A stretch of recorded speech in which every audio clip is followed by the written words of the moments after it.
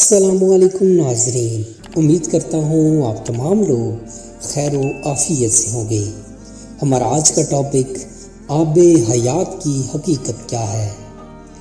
ایک ایسا پانی جسے پینے والا ہمیشہ امر ہو جاتا ہے۔ اس چشمے کی تلاش ہر دور میں بادشاہوں، حکمرانوں، جہاز رانوں اور سیاستدانوں کی تڑپ رہی ہے۔ یہ چشمہ اس وقت کہاں ہے؟ مختلف مذاہب کی روایتیں، سیاہ اور اسلامی روایتوں میں اس چشمے کی کیا کیا تفصیل بیان ہوئی ہے۔ حضرت ذوالقرنین کے 6000 فوجی لشکر میں سے ایک وزیر ہی اس چشمے تک پہنچنے میں کامیاب کیسے ہوئے جو آج تک حیات ہیں؟ وہ مشہور ہستی کون ہیں جو زندہ ہوتے ہوئے بھی ہماری نظروں سے اوجھل ہیں؟ قدیم زمانے سے ہی محققین اور سیاح اس بات کو مانتے چلے آ رہے ہیں کہ زمین کے کسی کونے میں ایک ایسا چشمہ موجود ہے کہ جس کے پینے اور اس سے غسل کرنے کے بعد جسم سے تمام بیماریوں کو دور کرنے اور زندگی کو امر بنانے کی قوت موجود ہے۔ آب حیات کا چشمہ نہ صرف اسلامی روایتوں میں زیر بحث رہا بلکہ دنیا کے مختلف تہذیبوں میں آب حیات یعنی فاؤنٹین آف یوتھ نامی چشمے کا ذکر کیا گیا۔ آب حیات یا آب بقا سے مراد وہ پانی ہے جسے پینے سے انسان امر ہو جاتا ہے۔ آب حیات کا تصور کوئی آبشار، جھیل یا وہ جھرنا جسے عام نظروں سے چھپا دیا گیا۔ اولاد آدم میں شروع سے ہی کچھ ایسے حکمران رہے جن کے پاس دولت، خزانے کے انبار رہے۔ یہی وہ لوگ تھے جنہیں زندگی کے خاتمے اور بوڑھا ہونے کا ڈر تھا۔ بڑھاپے سے جوانی میں واپس آنے اور ہر وقت جوان رہنے کی کھوج ان کی اولین ترجیح رہی۔ تاریخی حساب سے آب حیات کا ذکر تاریخ کے مشہور تاریخ دان ہیروڈوٹس کی تاریخ میں سامنے آیا۔ ان کی کتاب ہسٹوریا میں ایک افریقی قبیلے کا ذکر آیا۔ ہیروڈوٹس کے مطابق یہ ایک میکروبائن قبیلے کے نام سے مشہور ہوا۔ نہایت ہی تناور، قد کاٹ اور خوبصورت لوگ تھے۔ یہ لوگ کم سے کم 120 سال کی عمر پانے کے باوجود بھی جوان دکھتے تھے۔ یہ قبیلہ سارا ریگستان اور افریقی ریگستانوں میں آباد تھا۔ اس قبیلے کے لوگوں کی لمبی عمر کا راز ان کے علاقے میں بہنے والا ایک خاص قسم کا چشمہ تھا۔ ہیروڈوٹس کے مطابق یونانی بادشاہ جب اس علاقے کا دورہ کرنے آیا تو قبیلے کے لوگ اسے اس چشمے پر لے گئے۔ بادشاہ نے اس چشمے میں غسل کیا تو اس کا جسم بھی قبیلے والوں کی طرح چمکدار دکھائی دینے لگا۔ طاقت کے لحاظ سے بھی یہ پانی اتنا کمزور تھا کہ اس میں کوئی بھی چیز تیر نہیں سکتی تھی، حتیٰ کہ نہ ہی لکڑی اور نہ کوئی ہلکی چیز۔ ہیروڈوٹس کے مطابق میکروبائن قبیلے کی لمبی عمر کا راز شاید اس چشمے کا کمال ہے۔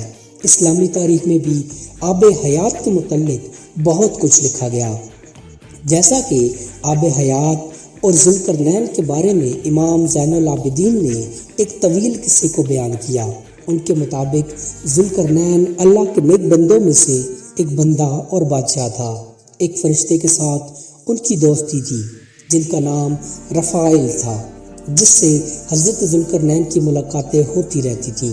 آپ نے اپنے دوست فرشتے سے پوچھا کہ آپ آسمان میں اپنی عبادت کی کیفیت کو بتائیے۔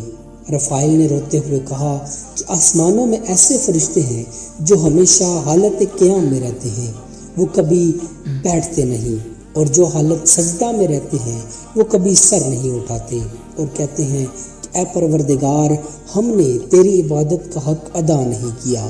فرشتے کا جواب سن کر حضرت ذوالقرنین بھی رونے لگے اور کہا، اے رفائیل، میری بڑی خواہش ہے کہ مجھے لمبی عمر ملے اور میں اسے اپنے رب کی اطاعت میں لگا دوں۔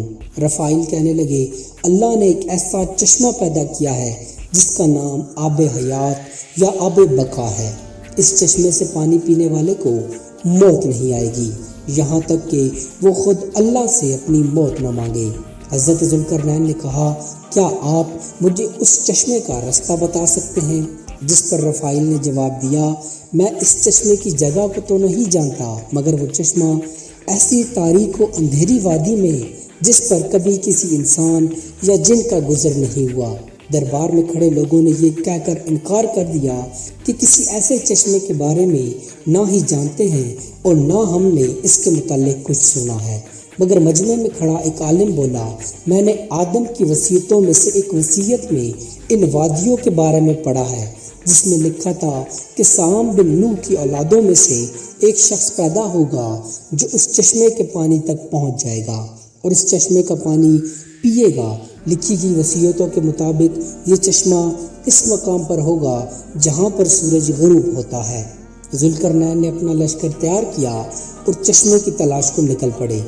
حضرت ذوالقرنین نے اس سفر میں اپنے وزیر خاص کو بھی ساتھ لیا جن کا نام حضرت خضر تھا۔ آپ ذوالقرنین کے خالہ زاد بھائی بھی ہیں۔ یہ لشکر ذوالقرنین کی سربراہی میں مسلسل 12 برسوں تک سفر میں رہا۔ اس لشکر کا سفر مغرب کی جانب تھا۔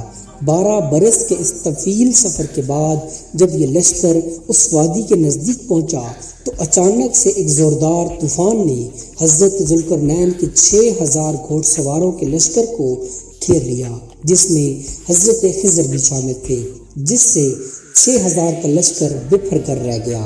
حضرت ذوالقرنین کا لشکر دائیں جانب چلا گیا مگر ان میں اکیلے حضرت خضر بائیں جانب بچھڑ گئے۔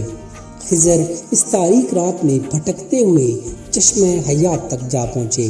شدت پیاس کی وجہ سے آپ نے اس چشمے کا پانی پیا، غسل کیا اور وضو بنایا۔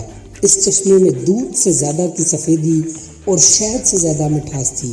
دوسری جانب حضرت ذوالقرنین ان تاریک وادیوں سے باہر نکل گئے مگر چشمہ نہیں ملا کیونکہ وہ پانی ذوالقرنین کے مقدر میں نہیں تھا، جبکہ اس پانی کو پینے کی وجہ سے خضر کو حیات جادوئی عطا ہوئی اور آپ اس وجہ سے زندہ رہیں گے۔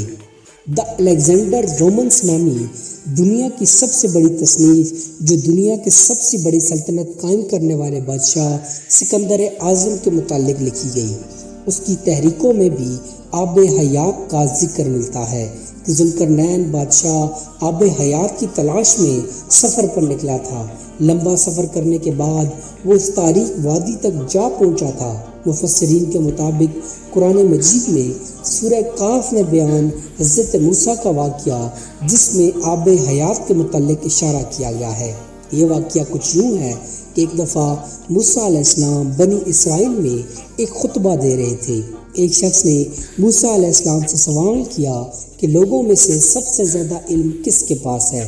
حضرت موسیٰ نے جواب دیا کہ میرے پاس، جس پر اللہ نے موسیٰ کی طرف وحی کی کہ آپ کو میرے بندوں میں سے ایک بندہ 2 دریاؤں کے ملنے کے مقام پر ملے گا جسے میں نے اپنے علوم میں سے ایک علم عطا کیا ہے جو آپ کے پاس نہیں ہے۔